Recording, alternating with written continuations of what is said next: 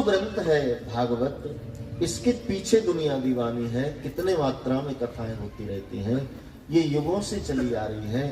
ये ऐसी महिमा है संसार के अंतर्गत जो साक्षात साधक का परम तत्व से तार जोड़ देती है। कथा क्यों सुनते हैं?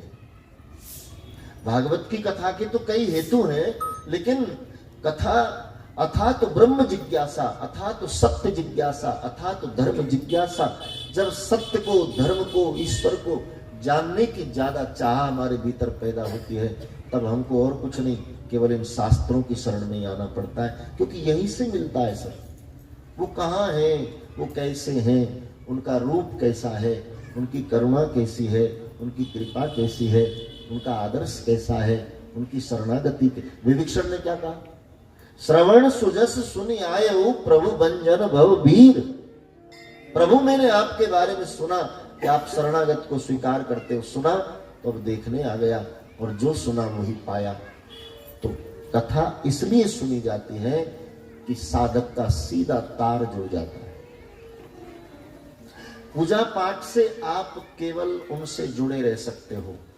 पूजा पाठ केवल जोड़े रखेगी। आप नियमित रूप से सुबह उठो, स्नान करो, ठाकुर जी की थोड़ी पूजा करो, खाओ, फिर गृह कार्यों में लग जाओ। फिर जिनके घर में लड्डू गोपाल जी की सेवा हो तो दोपहर को भोग भी लगाएं, शाम को दूध का भोग लगाएं, सहन कराएं। बाकी जिस जिस का जो साधन वो रोजाना अपना करता है, सो जाता है, फिर उठता है, फिर वही कर, तो उससे वो जुड़ा रहता है केवल। लेकिन ठाकुर जी को यदि जानना हो ना मेरे भाई बहन, तो पूजा पाठ से आगे बढ़ो। अगली सीढ़ी का नाम है भक्ति। भक्ति से भगवान को जाना जा सकता है। और भक्ति की पहचान क्या है कि जब इंसान के जीवन में शाश्वत भक्ति आ जाएगी तो पूजा पाठ स्वतः ही छूट जाएगा।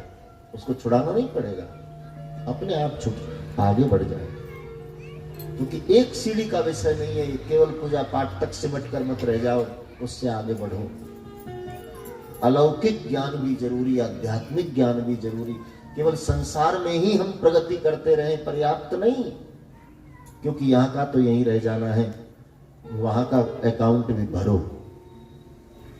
यदि तुम्हारे अकाउंट में होगा ना, तो तुम्हारा दुश्मन भी काउंटर पर बैठा होगा तो भी देना पड़ेगा। है तो अकाउंट ही खाली है तो फिर सगा भाई भी बैठा रहे तो भी क्या कर सकता है।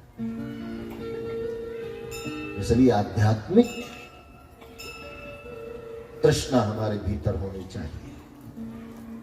हम ईश्वरत्व को जाने कि वो शक्ति कौन है जो संसार का संचालन कर रही है। जे तेरी कृपा के बिना है प्रभु मंगल मूल, यहाँ पत्ता तक नहीं हिल सके और खिले न कोई फूल। मेरे ठाकुर की लीला